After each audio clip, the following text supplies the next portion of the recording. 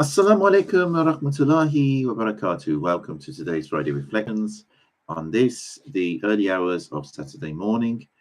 Uh, Not when I originally planned to do it, but I've had a lot of phone calls today. I've got a young family, and such is life.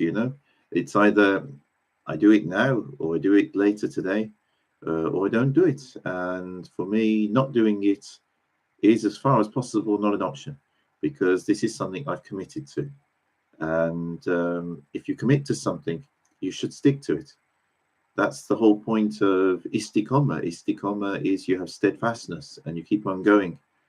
And things don't always go to plan, but if they don't, then you just do your best. And I could do this tomorrow, or I could do it on Sunday, but I'd sooner get it out of the way. Anyway, today, what I would like to do, because it's quite topical, because in Britain we've got a new king, His Majesty King Charles III is going to be coronated uh, later today, actually, on Saturday, the 6th of May. So I thought, wouldn't it be good to actually read from this book by His Majesty King Charles III, which is called Harmony. This is a book I got some years ago, and as you can see, it says HRH, the Prince of Wales, because he was actually a Prince of Wales at that time. But this is a really interesting book. It was published in, let me see, 2010. So this book is actually 13 years old. I haven't had this that long. I bought this back in 2017 when I discovered it. And I thought, wow, what an interesting book.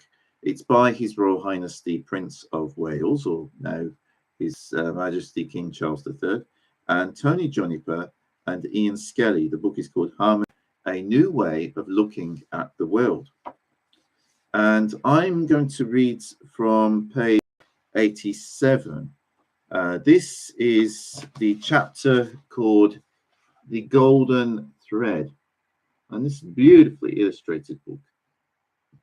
A wonderful book, alhamdulillah. And the beginning of page 87, you've got a picture of His Majesty King Charles III, then His Royal Highness Prince Charles, with a Buddha. And I know exactly where that is because that is in Candi Borobudur, near Yogyakarta in central Java, Indonesia. I know because I was very fortunate to have the opportunity to visit there in 2017, so 6 years ago. And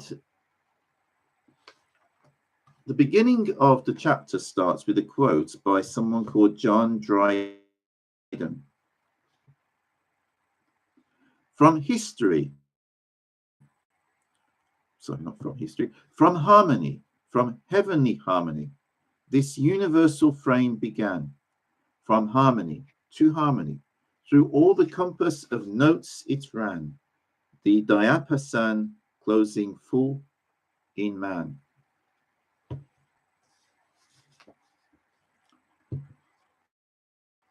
The high points of human civilization have all been framed and shaped by what I have come to see as shared insights. These insights belong to humanity as a whole. They are not the preserve of one tradition or one school of moment in time. They are timeless and universal, and the wisdom they convey is embedded in all of the world's great sacred art and architecture. Sacred art and architecture, i.e., things to do with religion and spirituality and temples and churches and mosques and places like this. This is what it's talking about. Such art and buildings are concrete expressions of this traditional perspective. I happen to believe that these insights are tremendously important to humanity, but my contention here is that our modern approach has lost sight of them, and in so doing, the westernized view that now dominates so much of the world has become disconnected from, from its important anchors. I want to explore these insights and demonstrate what it was that people in the past felt anchored to, because they offer a perspective that could help us reframe our approach for the future. These traditional insights that are found in many civilizations across the world, traditional societies, uh, Aboriginal communities, traditional faiths, traditional philosophies, they tend to have been lost in our increasingly modern and materialistic world. This so-called westernized civilization, although it's disconnected even from our Western roots of the classical arts, Roman, uh, many of its ancient Egyptian underpinnings. It's disconnected even from that, let alone from anywhere else in the world. All of these civilizations had spirituality and philosophy and wisdom. And this is what His Majesty King Charles is pointing to here. And he's saying that it's important that we familiarize ourselves with these traditional wisdoms, because there are insights in them that if we completely forget, that we will not be set up in order to be able to resolve the problems that we're going to face in the future. We need these traditional insights and these traditional wisdoms in order to survive and prosper as a species and civilization. His Majesty says it is a big subject, and we will cover many hundreds, if not thousands of years in the next few pages. But the journey should be swift. It is certainly necessary because it gives my proposition here in the context it needs for it to be properly understood. As I have already made clear, at the heart of the matter lies a crisis in our perception, the way we see and understand how the world works. Grasping at the causes of the ultimate crisis is a first and important step if we want to find solutions to the problems I have just explained. He discusses in his previous pages various problems that the world has been facing in recent decades. For we have to understand what is missing from our present picture of the world in order that we can put it back again, so that any solutions are well rooted and work in the long term. This chapter will begin back in the midst of time, but it will end up at that point in our collective history when the modern world was born.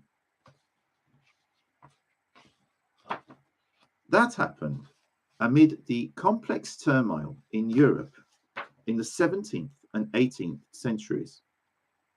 Such was the impact of the events that took place at that time, the advent of the scientific revolution in the 17th century and the emergence of the age of reason in the 18th century, that our understanding today of the way the world was seen before that time is somewhat obscured. It's hidden.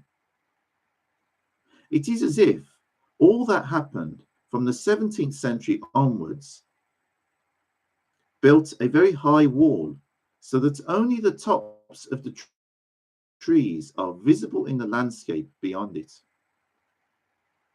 I want to try to remove that wall for a moment and see how the world looked without it. Simply because I believe that this perspective reveals a view of reality that could be incredibly useful as we struggle to wean ourselves of our excessive dependence on the mechanistic approach to life that is now so embedded in our culture.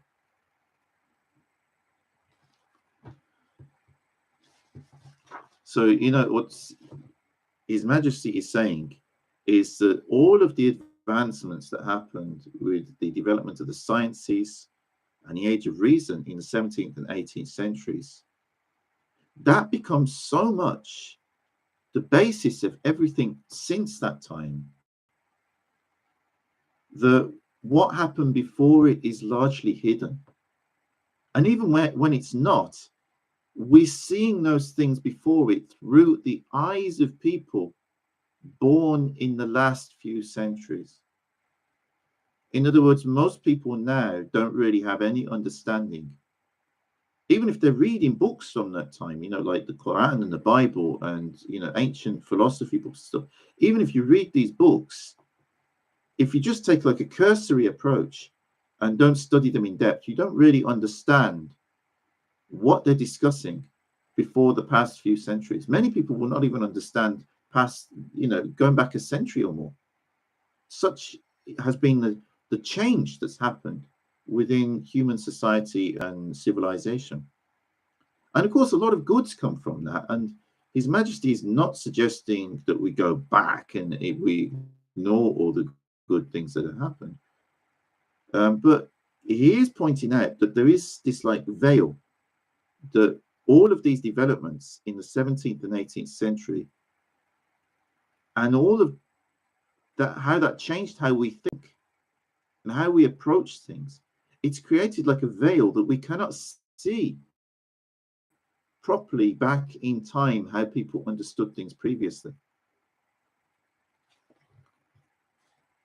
And he's saying that's important because that's, that there were important insights on that. And of course, if you go back before that time, that view, that perspective didn't change for millennia. And then suddenly it changed in the 17th and 18th centuries. So it's actually got more permanence than our present paradigm, our present view and understanding of the world.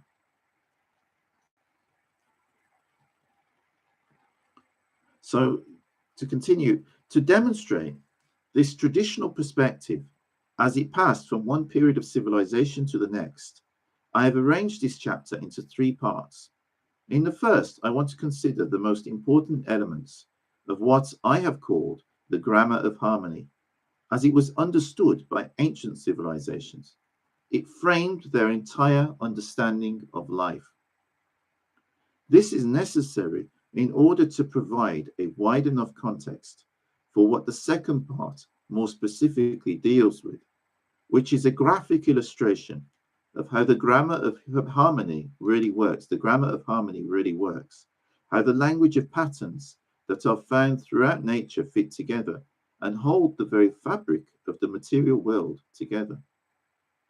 In my experience, once somebody sees this in action, particularly the extraordinary correspondences that exist between the patterns made by the orbiting planets and the forms found in nature, they tend to grasp the central point I have been trying to make for so long, which is essentially that the art and architecture that flowed from this geometry are not merely clever.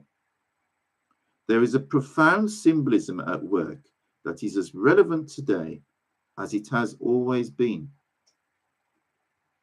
And this is why the third part explores those later spectacular examples of sacred art and architecture as they came to life during the 2 most recent high points in civilization, one Islamic, one medieval Christian, both of which sought to create a 3-dimensional expression of the profound insight in their rediscovery of the grammar of harmony had attained.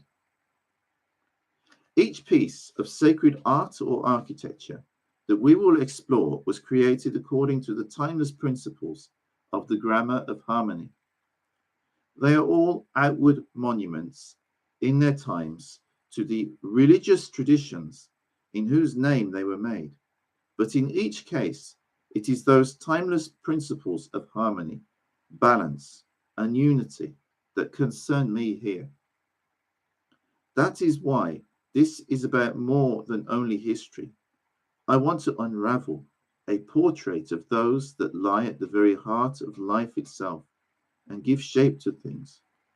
They are all too easily forgotten in our technically sophisticated, totally mechanized world. Every culture of the past has understood their importance and has used them to underpin the structure of their most important sacred buildings and many secular ones too. These principles also inform their religious symbolism and open up a clear experience of a deeply anchored view of the cosmos and of humanity's spiritual role within creation. It is this traditional insight that I firmly believe could be of such help in our own troubled and philosophically impoverished times. If that seems fanciful, then I would urge you to read on. The meaning that the symbolism of those buildings conveys is far more than information. But to understand it, we have to experience it, to know it as a comprehensive scheme. Art and architecture, music and poetry are the means of doing this because they come from the heart rather than the head. So, this is why I have chosen to explain what I mean by the grammar of harmony in as pictorial a way as possible, and by looking at the monuments and the cultural icons these great periods of civilization left behind. So,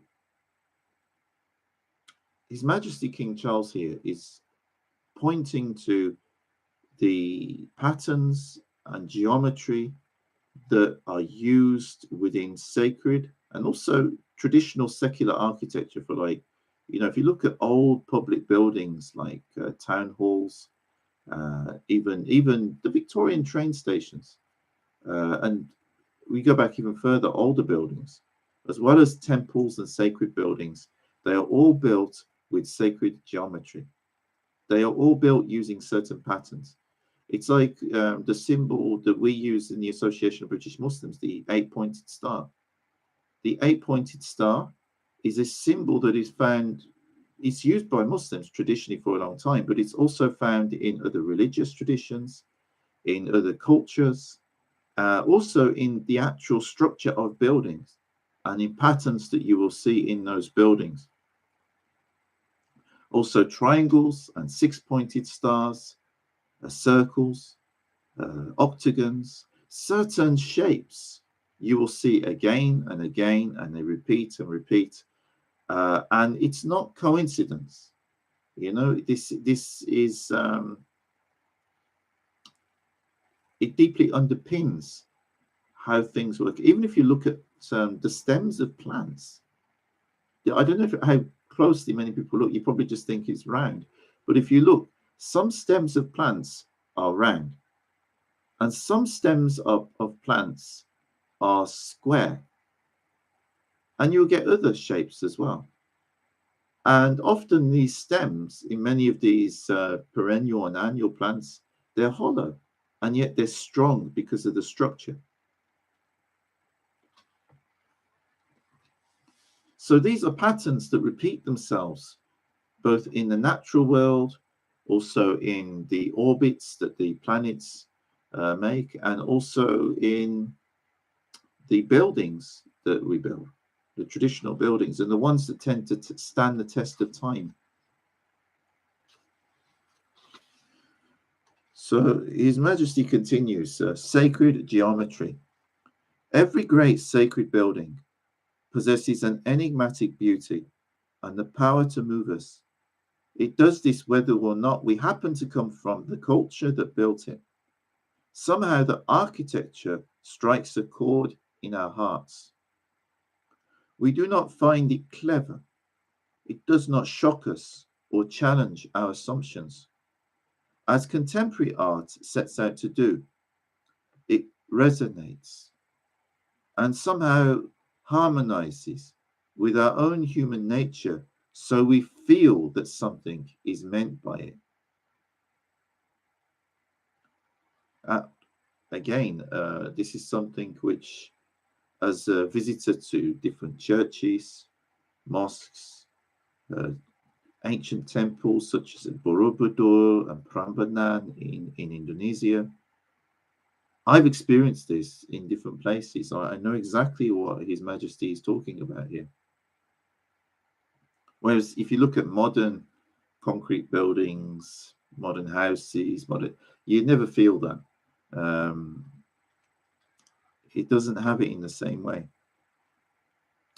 I've always found it remarkable that the same shapes convey the same meaning, even though they are found in buildings that may lie thousands of miles apart and their construction is separated by many hundreds or thousands of years. Be it the great shrine to the Lord Buddha at Borobudur in Indonesia, or the Pantheon 6,000 miles away in Greece, or one of the great Gothic cathedrals of Northern Europe, the same principles apply. What I want to show is how they give the building its presence, as well as assuring its stability, which makes the geometry not just beautiful art and a means of expressing the deepest spiritual symbolism, but also a demonstration of ancient excellence in engineering. The patterning that forms the geometry that we will explore in the second part is derived from a very close observation of nature. The great architects and artists of the past did not study nature's patterns simply because they found them pretty. They knew them to be the very patterns of life. Interestingly, His Majesty has capitalized nature here with a capital N. So His Majesty, while he's saying nature, a very close observation of nature, and the great architects and artists of the past did not study nature's patterns simply. He's alluding to the divinity because he's capitalized the N. Like we in English, if we write God with a little g, it can mean any divinity, any deity. But if you write God with a capital G, it means Allah. It doesn't refer to any other God. By capitalizing N here in nature, His Majesty is alluding to the divinity behind nature, and that these are God's patterns, and God's patterns in the way God has created the universe and all of the living creatures within it. So there is a sacred wisdom and knowledge that's being conveyed in the very forms that things take.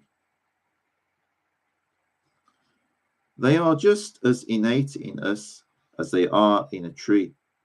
So we need to be clear from the outset that by studying the interconnected relationship between growth and order in the universe, the ancients were also exploring what lies at the very core of life. The element that makes it sacred, the wonderful architecture that they created using this geometric code, and the many intricate pieces of very beautiful sacred art that were inspired by their contemplation, were an essential part of the process of anchoring humanity to the greater presence of life. And here, His Majesty shows a picture in the book. This is of the artisanado ceiling in the Mezquita Mosque in Cordoba, Spain. So this is in the masjid of Cordoba in Spain. These intricately carved and inlaid ceilings are Moorish or Muslim in origin, but are also found in Christian churches and early Spanish synagogues. So this crisscrossing design here it actually it overlaps and crisscrosses, and also you've got the eight-pointed star that I alluded to earlier. You've actually got two different forms of eight-pointed star there. If you look closely, you've got this one with the long rays, and within it you've got another eight-pointed star that's there. And this is not just pretty. It's not just structural. It does not have to be built that way. It's built that way to convey something. It conveys a number of things about how interconnected everything is and the patterns which are in creation. It's and also certain sacred symbolism that's found within this. It's not just like that for no reason. And it'd be easy if within a very rushed lives these days that even we go to a mosque like that or to a church with a similar ceiling or somewhere like that, and we go in there and pray, and we just pray and we come out, or we go and visit and we just have a quick look around and we go without really looking and absorbing what we're seeing and then trying to understand why it's like that. But that's actually why it's like that. It's meant to give us something to think about, to reflect, and to uplift us and enlighten us.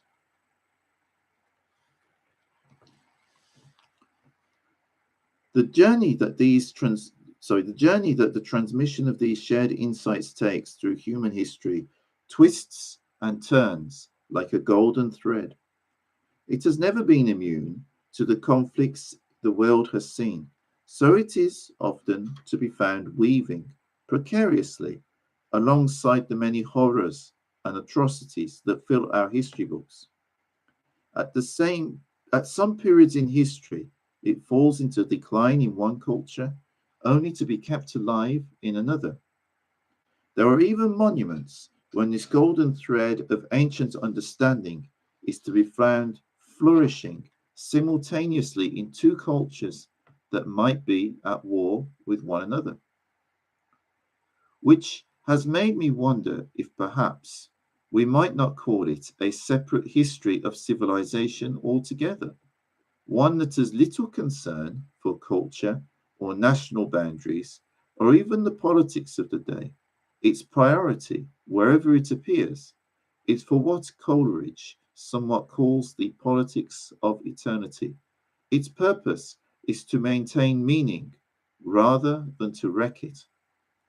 Seen this way, the history of civilization is much more interconnected than the history books suggest, and so it is not odd to conclude that we have the ancient Greeks to thank for the Islamic patterning that adorns every great mosque from Cordoba to Delhi, just as we have Islamic culture to thank for the precise geometry of every Gothic cathedral from the south of France to York, where the towers soar into the sky. But let me begin this colourful tour with the one civilization that predates even the Greeks. It is a civilization we all have so much to be grateful for. Ancient insight. The culture and thinking of ancient Egypt that flourished 5,000 years ago could be called a foundational culture. Many aspects of our culture have their deepest roots in the land that clings to the banks of the river Nile. From that thin strip of fertility in North Africa arose much more than reeds and wheat. It is a source of our mythology and religious symbolism, our astronomy, geometry, and mathematics, even the shape of many of our letters. They are all distant echoes of an outlook that defined a people whose life revolved completely around the ebb and flow of the mighty Nile. Viewed from a satellite, Egypt resembles the cone of a tornado. It twists like a crooked dagger out of the sands of Sudan until it bulges into a great green, fertile cloud of the river delta where it meets the Mediterranean. At points on the river, the strip of fertile land is so thin that the white sands of the desert are only a stone's throw from the water's edge. So ancient Egypt would have been a culture shaped by a knife edge dependency upon a very thin strip of fertile soil. Egyptians would surely have been haunted by the wilderness and extinction that lay beyond their fertile land, and they would have been in no doubt that their lives hinged entirely on the benevolence of the river. Once every year, it would flood the plain to swamp the land with a vital cloud of black soil. The Egyptians called this black gold, chem. This is where we get the word alchemy from, and our modern word, chemistry. Who would have thought this comes from an ancient Egyptian word? And the meaning has little changed. Chem was a magical substance without which not a single thing would grow. It was lifted from the delta of the Nile. So as the waters rose during the time of the annual flood, with its capacity for abundant creation, as well as desolation and destruction, the river did not just bond the ancient Egyptians to cycles from a practical point of view. It also framed their outlook and their imagination.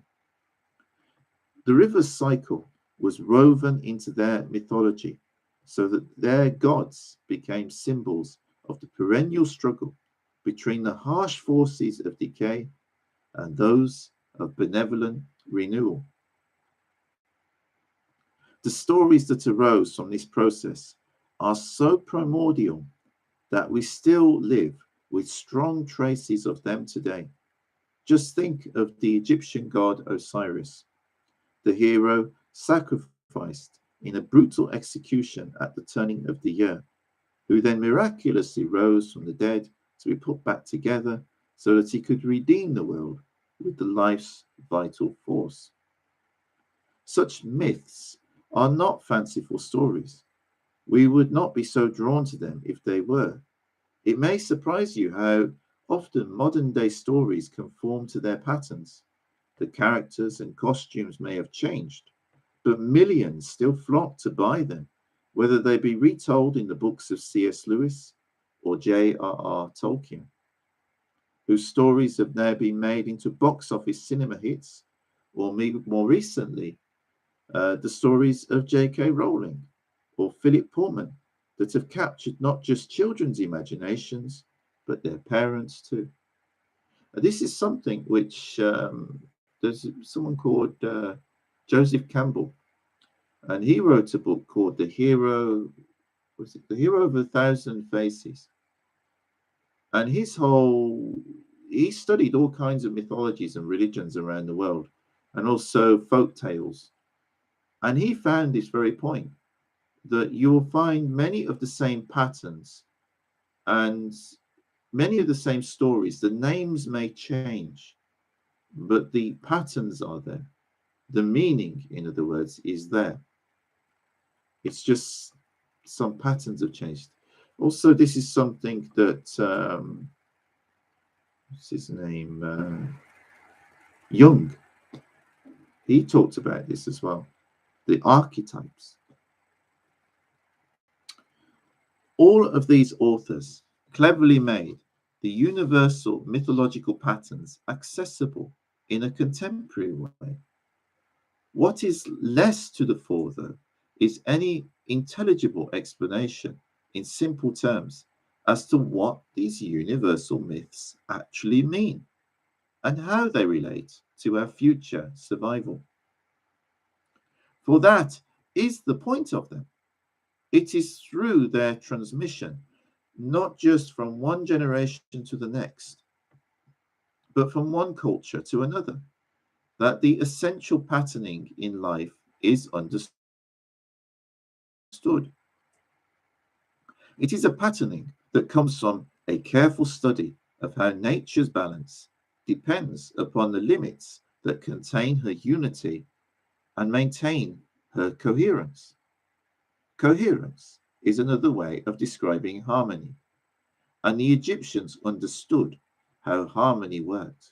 So much of the symbolism in their art and architecture demonstrates that they held harmony to be supreme and a vital state. So much so that their most important deity was considered the goddess of harmony, Ma'at. This goddess was Ma'at, who would judge the record of the pharaoh at his death. She would weigh his soul against an ostrich feather she carried in her crown to decide if it could proceed to the afterlife. If the scales balanced, all was well. But if his misdeeds tipped the balance, his soul would be instantly condemned. In this way, Ma'at was also the goddess of truth and represented the righteousness of the law and of universal order. In her name were these things judged. She was said to be present at all moments of justice, just as today it is the stars and stripes, or an image of the British crown that sits above proceedings in courtrooms to represent the presence of sovereign truth. The Egyptians are well known for their worship of the sun god Ra, but it was Ma'at who was supremely important in their imagination. And although thousands of years have passed since pharaohs were laid to rest in their tombs, the qualities of Ma'at represented are just as important to us today. Now, this is the importance of studying these things and trying to understand, because that sentence is important. The qualities that Ma'at represented remain just as important to us today. For many of us Muslims, also other monotheists like Christians and Jews and others, as soon as you mention gods or goddesses, it's like, oof. And this is understandable because within our religion, it's La ilaha illallah.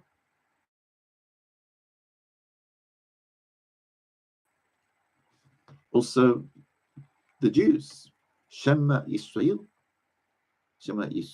Adonai Echad. So, Shema Yisrael, Adonai. Let me get this right. Shema Yisrael.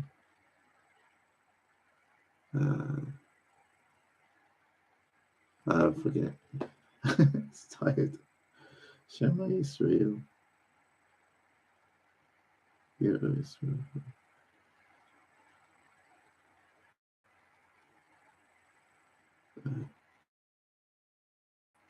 Shema Yisrael. I got it. Shema Yisrael, Adonai Eloheinu, Adonai Echad, which means, hear, O Israel, the Lord our God, the Lord is one. And Eloheinu is Elo. Elo is Allah. And Ahad and Echad is actually the same as in Kulu Allahu Ahad, you know. So, I mean, for Jews, Christians, Muslims, this is such a foundational element of our beliefs that once you start talking about the deities and things, I mean, we don't believe that there is any other deities. But these deities that some ancient societies worshipped, they represent things. They represent like in Islam, Allah has 99 widely recognized names. There are actually more. And each of these names like Ar-Rahman and Ar-Rahim, Al-Karim, Al-Wadud. All of these names, they represent qualities. They represent certain things. Now, we are monotheists. So for us, these are all representing qualities of the one God. Actually, even in polytheistic religions such as Hinduism, if you get really deep into your understanding of it, you find that they also only believe in one God. And that all of these deities are really part of the one God. So it's like, even in religions like Hinduism, that on the surface look polytheistic, and this was true of the ancient Egyptians as well. But what is important for us to understand is the qualities. What was it that the ancient Egyptians were valuing? Well, they put Ma'at as one of their highest deities, the one that they respected the most. What did Ma'at represent? Harmony. Everybody heard about Ra, the sun god Ra, but it was Ma'at that they were really valuing and respecting. In other words, it wasn't war and conflict that the ancient Egyptians were praying towards. They were praying for harmony, most of them, most of the time.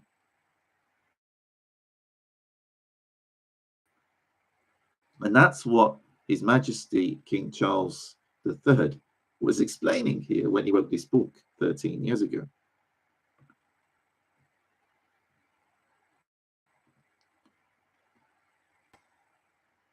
Ma'at was the very essence of harmony, and it was therefore the primary duty of every pharaoh, the beloved of Ma'at, as he was called, to safeguard her presence. In other words, to safeguard harmony. He maintained the law and administered its justice to ensure that harmony prevailed between heaven and earth. To do this, the pharaoh had to be both a priest and a king, a priest on the inside and a king on the outside, someone who had attained complete spiritual integration and had reached his full potential so that he could lead others towards the same. Ma'at means plinth, and it is not by chance that the image of every other god in the Egyptian pantheon always depicts them either sitting, kneeling, or standing on a plinth. It is a very explicit message. All of the gods, that is to say, all of the various qualities that make up the ordered universe, depend completely for their stability upon Ma'at. Harmony must always be present for them to exist. In other words, the Egyptians, in their own language of religion, were conveying the message that harmony is the most important thing. Also, there's a nice picture.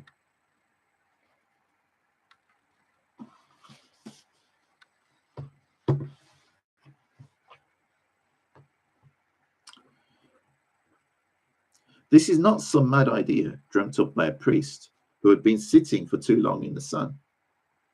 The scholars of ancient Egypt came to this conclusion for very good reasons. To understand how they arrived at such a perspective, it is important to appreciate how vital their symbolism was to their culture. Having spoken with some of the most eminent Egyptian scholars of our day, it is clear that the tomb paintings and papyrus texts they left behind were created by a people alive to their meaning in a way that is hard for us to imagine. As they mapped out those murals in black and red inks that them, attached symbolic importance to absolutely every stroke they painted. Their work was sacred art. It was a form of prayer, a vision of the universe conveyed in a pictorial language that did not depict the outside world. It mapped their experience of their inner realm, which was supremely important to ancient civilizations, to the extent that they considered the inner world the very ground of reality. Was the source that informed the lower realm of form and matter, and where everything begins. To depict this inner or higher realm was to activate the soul and to draw down the qualities of this higher inner reality. In other words, they were bringing alive the realm of spiritual reality in order to empower the lower mundane world of time, of space and time, and things with spiritual significance. This has always been the purpose of sacred art and architecture. It is the process of earthing heaven, and it is just as alive today as it was 3,500 years ago. For instance, in the world of artists who paint icons for a Greek or Russian Orthodox Church, I happen to believe that this is the underlying meaning of that much maligned word superstition. Far from concerning itself with hocus pocus, I suspect it once referred to that sense of something super to or above the ordinary world that is difficult to articulate in words, but easier to know through the experience of sacred art and architecture. Hence, my reason for exploring this lost perspective through some of the greatest works of art and architecture left to us by earlier civilizations. Tradition. This is the basis of the wisdom transmitted by what is known as tradition, which is another word that in the swirl of our anything goes postmodern confusion has lost its meaning. Though these days tradition tends to refer to things that are old fashioned or backward looking, when in fact the true definition could not be further from that. Tradition is a living presence. It looks to the future as much as it does to the past because it is focused on the non material as well as our material needs of the day, neither of which have changed, despite our many advances and supposed progress away from these old fashioned superstitious beliefs. We are still human after all. We still have to face the same central paradoxes of life, and we still need a deep keel to our boat, not to mention a compass that will navigate us safely through the many storms and trials we have to experience. What we can learn from the way ancient civilizations, like the Egyptians, looked at life is how they saw the same shape to things, the essential cyclical process of growth that is limited by the need for decay, which in turn renews again into another cycle of creation. This is the pattern of nature, which incidentally I cannot help feeling gives a deeper meaning to that other world, recreation. Whether we choose to acknowledge it or not, we are still bonded to this essential organic pattern. Only the seductive allure of the level of materialism that now drives modern consumerism has distorted this perception of the way the world works. We can end up forgetting what the ancient Egyptians knew well, that we need to exercise a necessary degree of self discipline and self limit for the cycle to proceed unhindered. If that did not happen in their world, they believed they would unleash a force that could sweep everything away. The force of chaos. They called this force Isfet. It was not a deity. and nor did they ever depict it in their temple art or in papyrus texts, yet it lurked in the shadows of the world at large, and in the dark recesses of their minds, threatening the stability of everything. Isfet could swamp their world with chaos, and as it did so, it would also infest the human heart to bring about unbridled social collapse. I mention this simply because surely the parallels with our own time are all too clear. Ignoring the threat of Isfet still puts us on a course for catastrophe.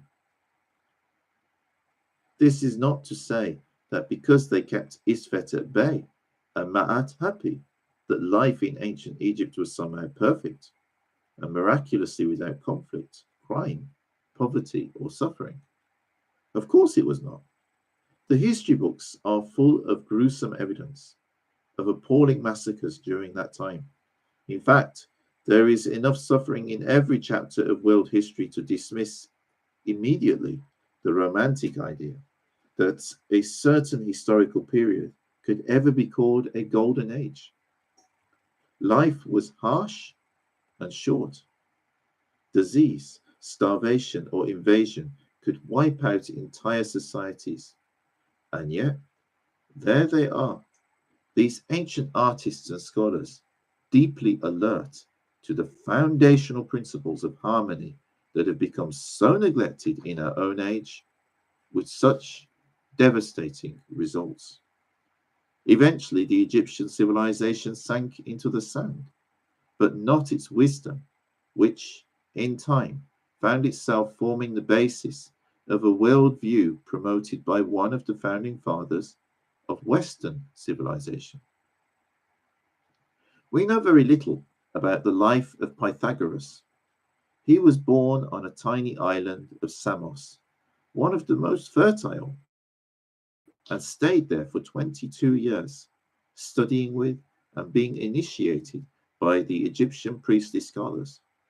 When he returned to his island home, it is said he brought a remarkable understanding of mathematics and a profound philosophical insight. But he did not stay long. Samos was ruled by a tyrant whose intolerance, yeah, forced Pythagoras to go in search of a better home.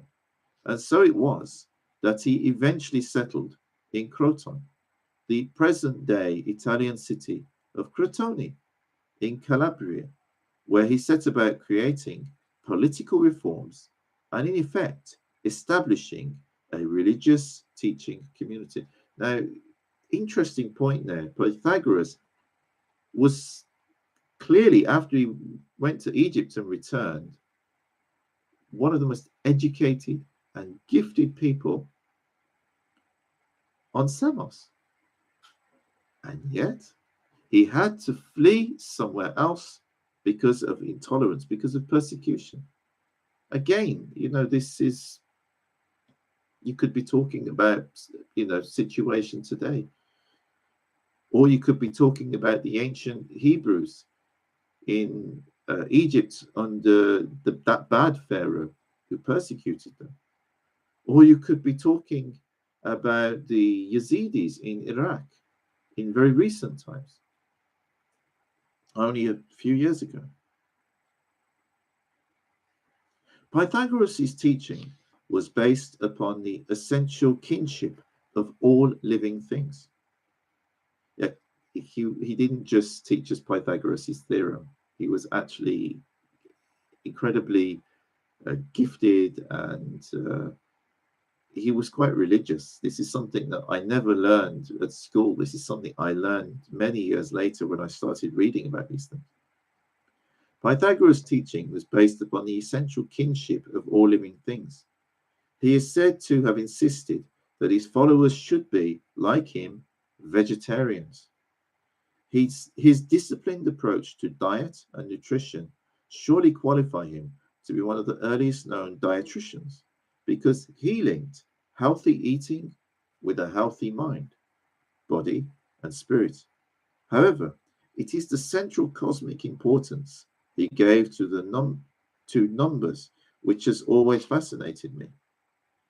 A scheme which is not difficult to understand, but one which states quite clearly that we live in an integrated and harmonious universe.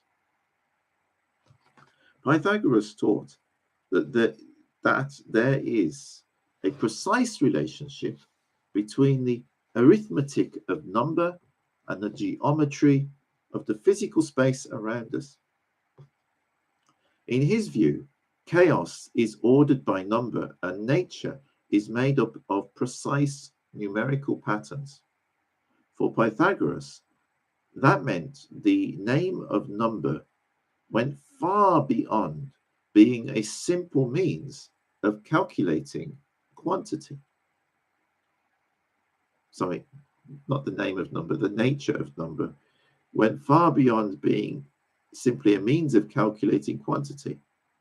He held that the nearest the human mind could get to the divine mind was through number, and therefore the principles of proportion and harmony. In this way, we should guard against treating Pythagorean teachings as merely technical matters. They give insight into both the practical world and the immortality of the soul. Number had living, qualitative value and was symbolic of the higher realms of reality, those levels of reality that lie beyond the touchable actual world. Sorry, lost my place. Those that lie beyond the touchable actual. It may seem an odd thing to say in this day and age, but Pythagoras taught that number expressed a divine quality. Not only that the natural world constructed according to a precise mathematics, Pythagoras suggested that if we contemplate its patterns deeply, we are led into communion with the very source of number itself, which is unity. This makes the study of number as much a meditative process as a scientific one, which is an aspect of mathematics the modern maths class certainly does not explore. You know, my colleague Mohammed Abbasi will love this because he teaches meditation through numbers. Before we look specifically at how the grammar of harmony works and then go on to see it in action, so many splendid ways once it was rediscovered 1,000 years after Pythagoras, it is just worth reflecting on what he meant by these patterns, leading to a deeper meaning. It will make the symbolism of the geometry we are about to immerse ourselves in all the more comprehensible.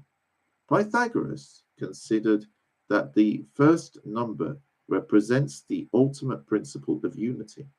The universal symbol of unity is not the numeric figure 1, it is the sphere or the circle, which is made up of a single, unbroken line that loops on itself eternally. Eternity, in the strictest sense of the word, means beginningless and endless.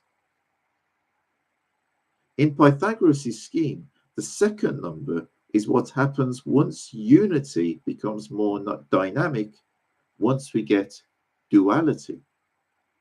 This defines the difference between one thing and the other, and that instantly brings about the necessity for the third number, which for Pythagoras was a most important number. In fact, he called it the first real number. Pythagoras is describing here the traditional view, still alive today in surviving primary cultures of the world, of how life becomes, how it unfolds from an indivisible unity, its oneness, into a multiplicity of many, all of which can only be connected by there being a third element of relatedness. In other words, for the one thing to be known, another there must be Sorry.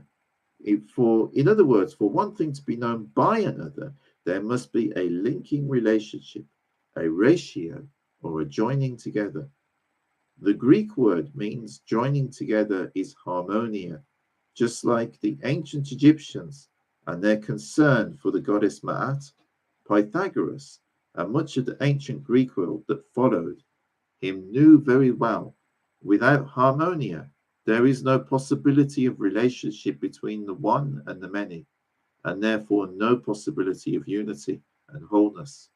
I am no astrophysicist, but these terms ring with a certain familiarity these days. They could surely all be applied to what has recently been discovered from quantum physics about the very nature of matter that I will explore in the next chapter. I'm going to leave it there. That's page 99, and nice picture as well of this very interesting shape, which is the double Ouroboros, originally made up of two interlinking serpents, each consuming its own tail and symbolizing the renewal that creates the unity of creation. This is used as our modern symbol of the endless loop of infinity. But I will leave it there. I hope you enjoyed that. And I think we are very fortunate in the United Kingdom to have a gentleman who is so educated, deep thinking, philosophical, and spiritual as our new king. And I wish His Majesty all the very best later today when he gets officially coronated as our king. And I wish him all the best in his reign. God save the king. Long may he live. Long may he reign. And the same to his wife, Queen Camilla, and to his family. May Allah bless them all and grant His Majesty even more insights and wisdom, that he may lead the UK and our Commonwealth nations into a bright future. Amin. So I'm going to leave it there. And thank you for joining me for this Friday Reflections in the early hours of Saturday morning. And inshallah, next week I'll try and get it on Friday. But I hope it was worth waiting for and you enjoyed it. I wish you all the very best. If you're in the UK, well, I was going to say good night, but good morning. And wherever you are in the world, Assalamu alaikum wa rahmatullahi wa barakatuhu. May the peace and blessings of God be with you all.